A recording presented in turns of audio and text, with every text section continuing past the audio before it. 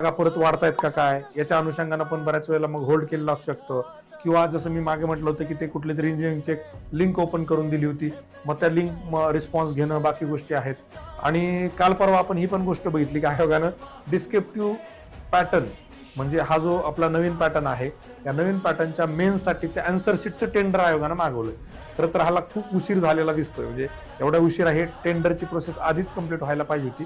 त्यात अंदाज असा आहे की पुढच्या 1-2-3 दिवसामध्ये पण रिझल्ट लागेल असं वाटत नाही, दुर्दैवानं.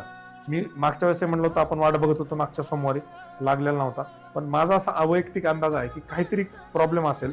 त्यामुळं जर रिझल्ट लागायचा होता तर शुक्रवारीच लागला असता, बरोबर आहे.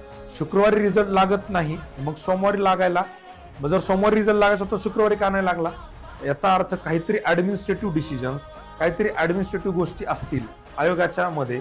मग त्या डायरेक्टली रविवार झाला, रविवार तर कामाचा दिवस नसतो, मग सोमवारी असं काय होईल. त्यामुळे सोमवारी रिझल्ट येण्याचे चान्सेस मला अजिबात वाटत नाहीत, सोमवारी वाटत नाहीत.